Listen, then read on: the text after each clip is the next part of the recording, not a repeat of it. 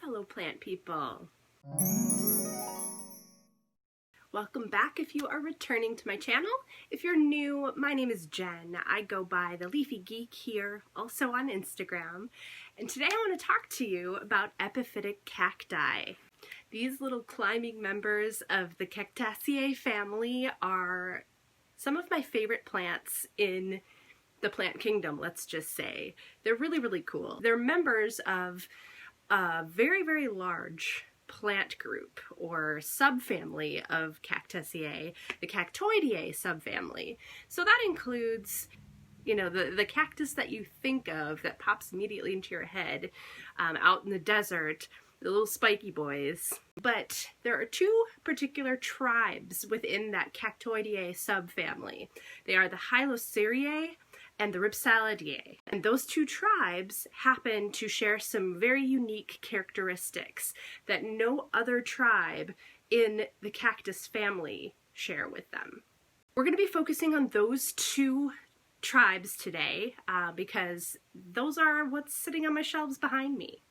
And I'm excited to share with you just some quick, facts, some pieces of information that I've picked up along the way as I've been collecting these really unique and interesting plants. A couple of shared characteristics.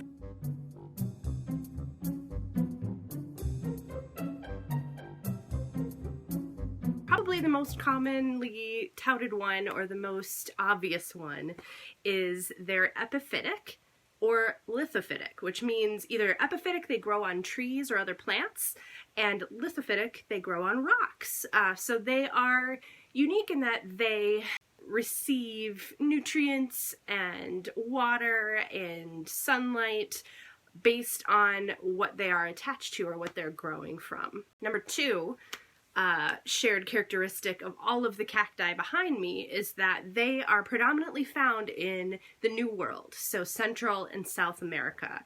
There is one jungle cactus, one repsalis that I have in my collection back here that is found on the African continent, and that is the only epiphytic cactus in either of these two tribes, the Hylocereae or the Repsalidae tribes, that isn't found in the New World. Shared characteristic number three. They generally have flattened or spineless stems. They don't necessarily have to be flat. You'll see that shared characteristic of the flat stems with a lot of members of the Hylocereae tribe. This epiphyllum behind me is an example. A lot of repsalis have rounder stems or, differently shaped stems. The main characteristic is that they are spineless and somewhat leafless. They don't grow leaves like some of our other plants do. They also flower, and they bear fruit. A lot of the fruit is, considered edible if you so choose, but they do produce fruit with seeds. Change of an angle because the sunlight is quickly coming into my plant room. I also wanted to just briefly touch on the plants behind me, where they fall in the order of things in the taxonomy of jungle cactus, because it's pretty interesting and complicated actually. There was a lot of mixing and matching and change that has happened over the course of classifying these little dudes. But from what research I gathered, as current as it is, which is as recent as 2019, this is kind of what I found out. And I am by no means an expert on jungle cactus, to say the least. I'm just a fan. I'm just an avid collector of them. And so I like to learn as much as possible about the plants that I have in my collections and in my care. It's the geek in me. So I'm focusing on two tribes today, two specific groupings within that subfamily Cactoideae in the larger family Cactaceae. The two that I'm focusing on, again, are Hylocereae and Repsalidae. I think that's how you say it.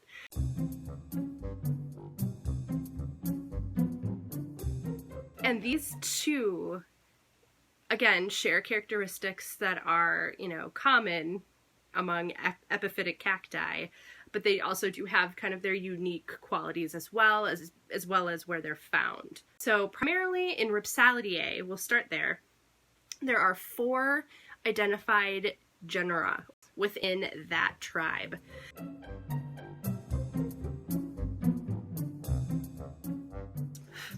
Bug. Frickin' fungus gnats. So probably the most readily identifiable genus within Repsalidae is repsalis. That is the group that has the most identified species in it to date, with, I think it's sitting at 43 identified species of repsalis. Second genus in that group is Lepismium. That has 6 species. Hatioria, that has 3 identified species in it. Again, some change, some difference of opinion as to where certain plants fall that have been identified, and the creation of groups and subgroups, whereas they were classified under different genuses prior. The last one in the Repsalidae tribe is Schlumbergera, your holiday cactus. Okay. The other tribe that I wanted to talk about is Hylocereae.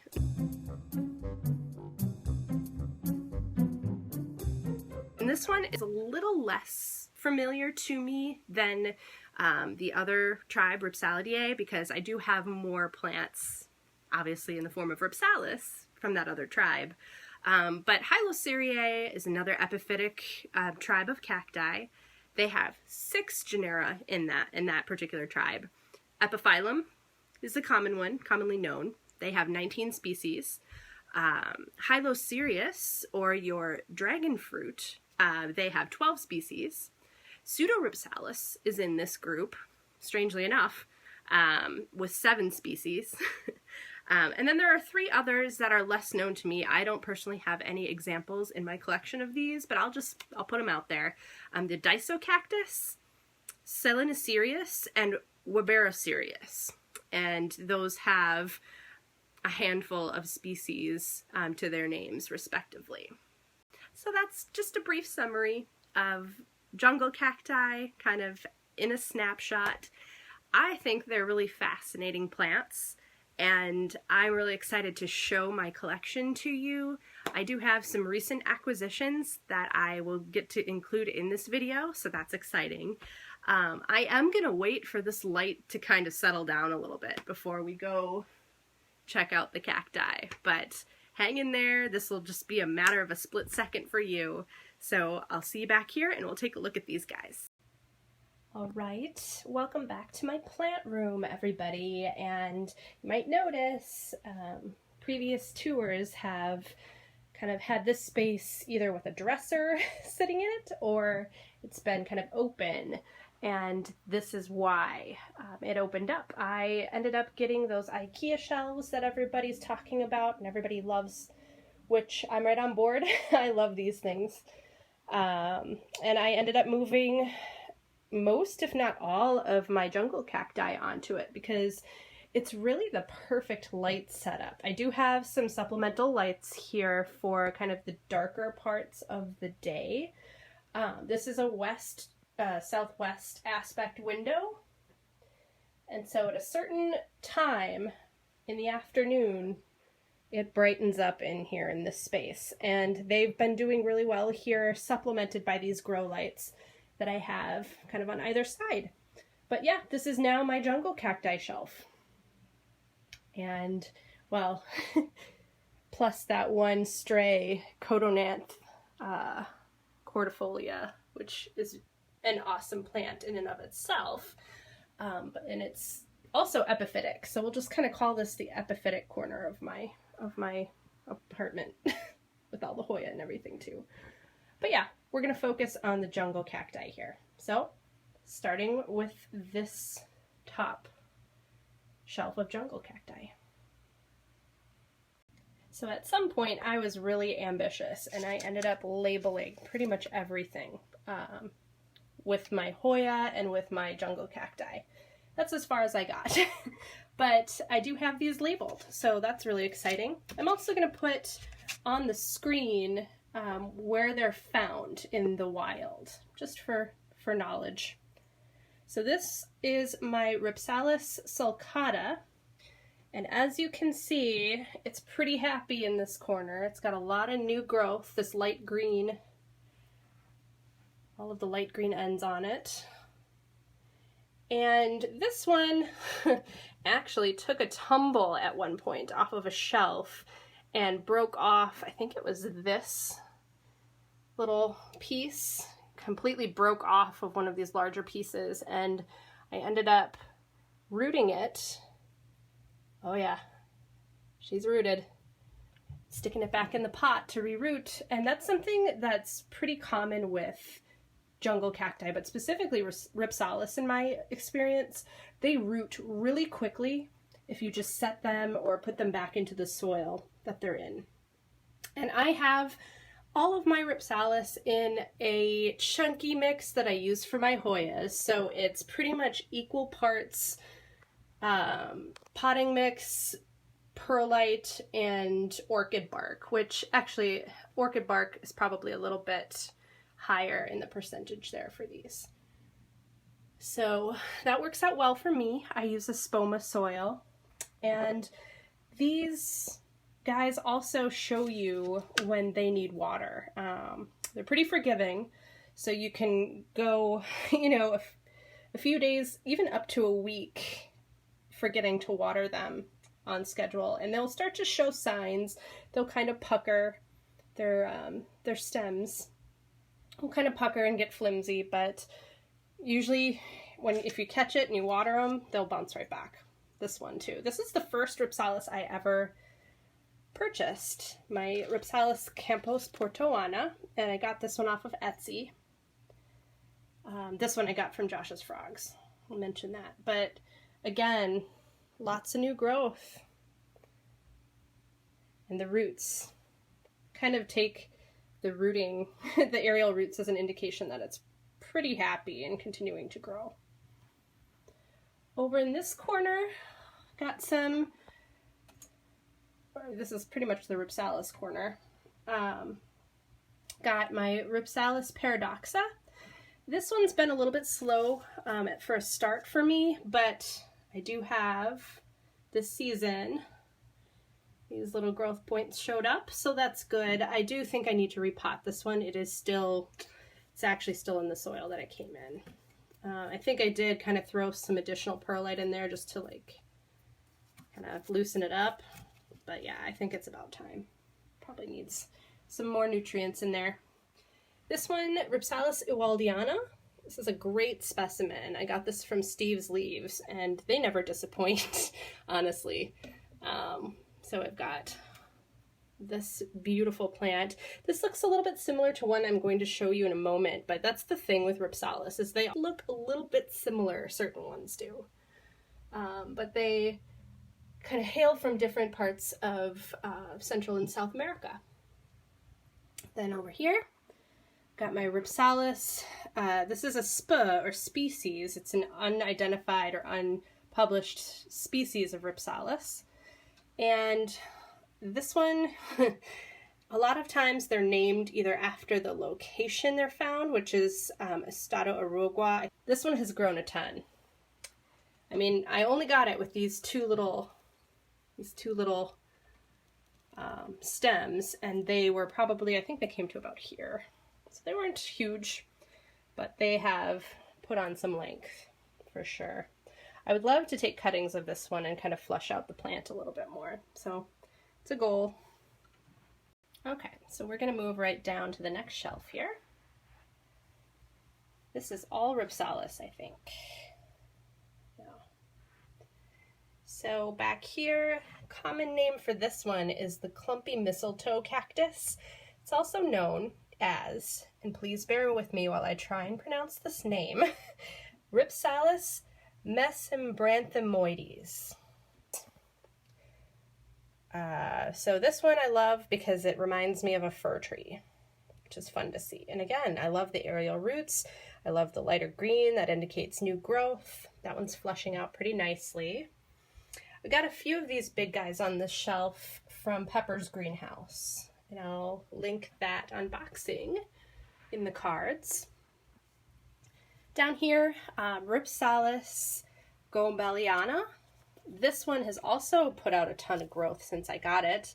I've had a lot of my repsalis since, I want to say summer, early fall of 2019. So a lot of these guys I've had for about a year, and this is one of them. And he's got some kind of leggy growth, which implies to me that he might appreciate a little bit more light to get these beautiful flattened stem. They're paddle-like. So a lot of repsalis you'll see are either kind of rounded and have these, I don't know, finger-like branches, and then you'll also have the repsalis species that are more paddle-like or paddle-shaped. Kind of have a mix on this shelf here. So the next one over, this is repsalis elliptica, another Steve's Leaves acquisition. And this one was a pretty slow starter for me, honestly, for a long time. You can see this was the original cutting that I had received, and then it decided to just kind of go for it. So that's pretty new as of this growing season. Got some new growth on it too, on this side. It's doing pretty well. A lot of these guys are doing pretty well in this spot. I'm pretty excited. It was going to be an experiment, but if it was going to work, I was going to be thrilled. And this one, my repsalis rhombia, the little forest spirit in there, if you guys remember Princess Mononoke. So this one is doing really well too. Got quite a few little new petals on this one. Oh, fun, if that's new. I haven't seen this one yet. Nice. And again, this was one that was broken. It had a little piece that was broken upon arrival, and I just stuck it back in the pot, and we're rooted. This one is my repsalis micrantha. This is a, what does the F stand for? It's essentially like a version of, or it's not a subspecies, but it's definitely an indicator that it is similar or similarly related to the micrantha species. So rauhiorum, repsalis micrantha F. rauhiorum. This is a fun one. I believe this one was pretty hard to come by, or either that or it was pretty isolated or endemic to one particular place in the wild. So I've been taking care of this one, pretty much babying this one. And the one behind it is repsalis ceruscula, or the coral cactus is the common name. We'll come around this way. And it came with these fun branches, and then put these fun branches out after acclimating to my home. So seems happy there too. So that's shelf 2. All right, we are on the almost bottom shelf. Some of these are looking a little bit sad. Some of them tell you more of a story about how thirsty they are when just from appearances you can kind of see that they're ready for a drink. So we'll start over here. This is a repsalis cassifa. This is another Pepper's greenhouse acquisition. It's kind of spindly, but seems to be doing okay. It's got some aerial roots on it. And then this is another one that had a piece broken off when it arrived, and I just stuck it back in the pot. Now we have a somewhat fuller plant than we started with. This one, repsalis bassifera, subspecies schaeferi. This is pretty cool. It reminds me a lot of the Campos portuana. The growth habit is a little bit different with bassifera and Campos portuana. You can see it'll extend these long tendrils, and then it'll kind of fork out or branch out. And with this particular one, I've noticed that it branches out with quite a few more than the Campos Portuana, which usually branches out, from what I have observed, kind of forks like a tree, like a family tree. So that's kind of what that looks like.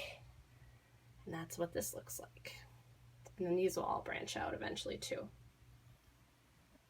Over here, I have my little epiphyllum club. So these are all epiphyllum, which are in a different tribe. They are in the Hylocereae tribe. Repsalis, obviously, is in the Repsalidae tribe. So these are 3 of my epiphyllum. I think they're my only 3 epiphyllum. So we have the epiphyllum hookeri. This is also known as Hooker's orchid cactus. Desperately needs a drink. Holy cow. New growth on it though.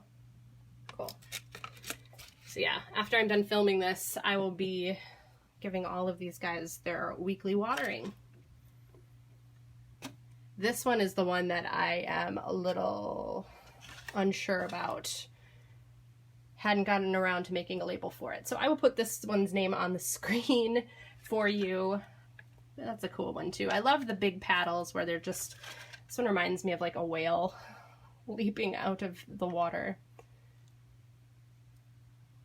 Also an orchid cactus. I think all of epiphyllum, they're kind of generally referred to as, their common name is an orchid cactus of some sort. This one, oh, there's a label. Epiphyllum anguliger. So this is your rickrack or zigzag cactus. I think it's a zigzag is how this one's referred to. But it is an epiphyllum. Got some new growth on that one too. Bottom shelf.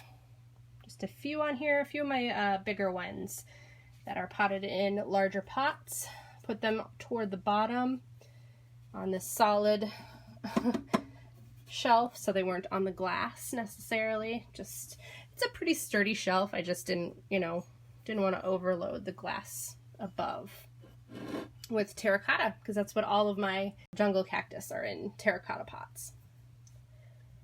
So over here we got Lepismium hulatianum. This is also a genus that's found in the Repsalidae tribe, along with repsalis. It's a cool pattern to the leaves, that sawtooth edge. They're not sharp, not pokey. None of these are pokey. None of these have any sort of spines. One of them kind of looks like it should be spiky. I'll show you that one in a second. Well, it's right here.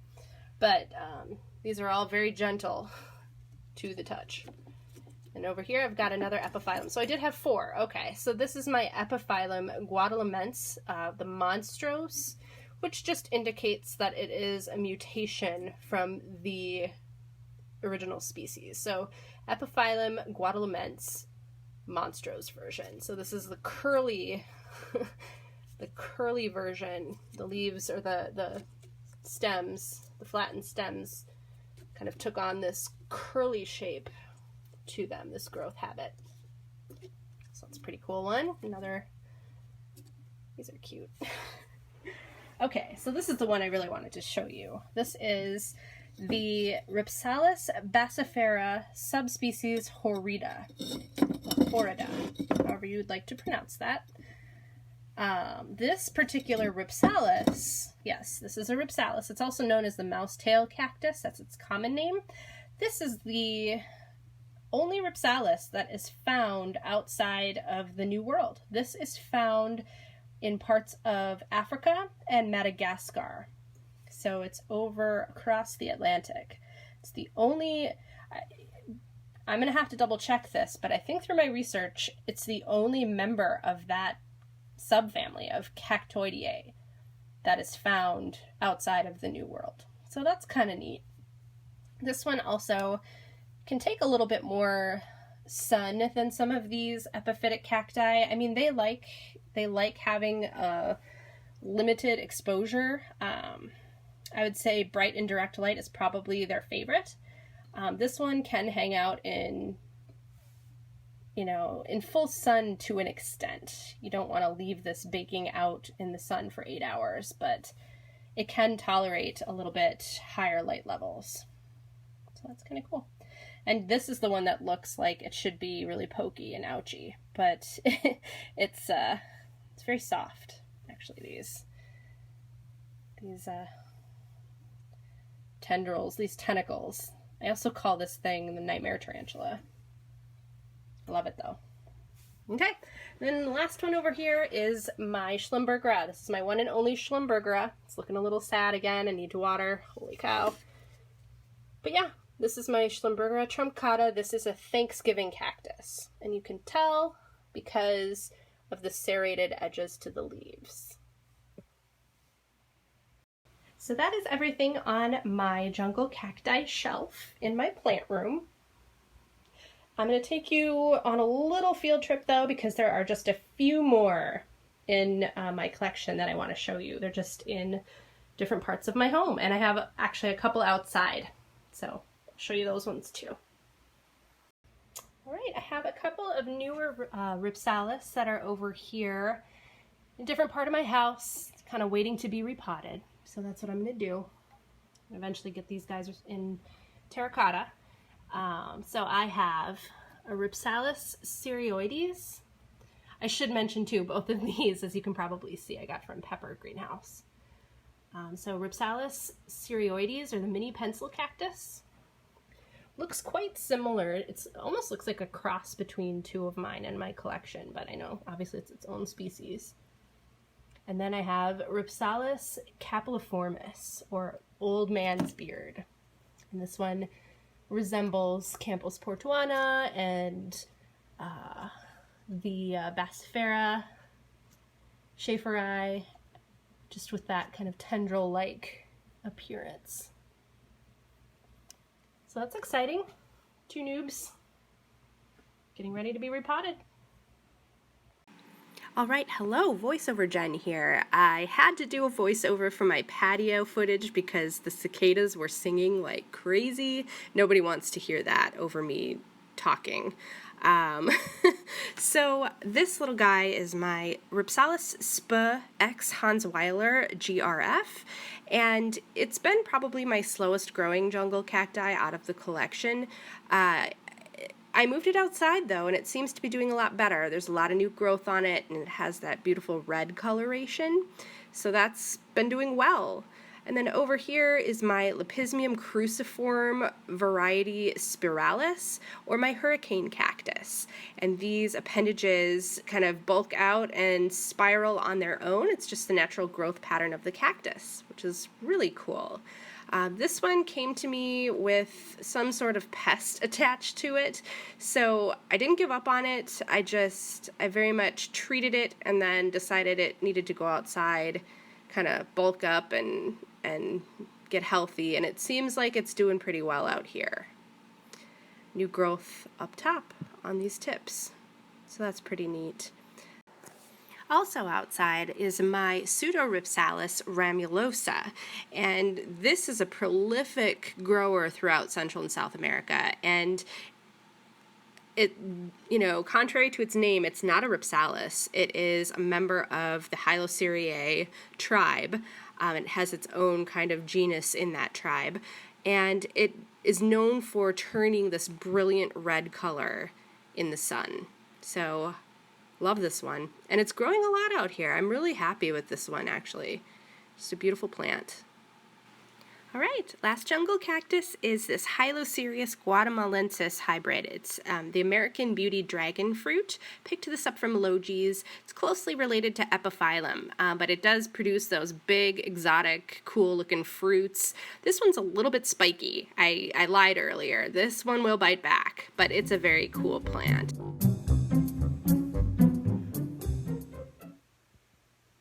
Oh, hello again.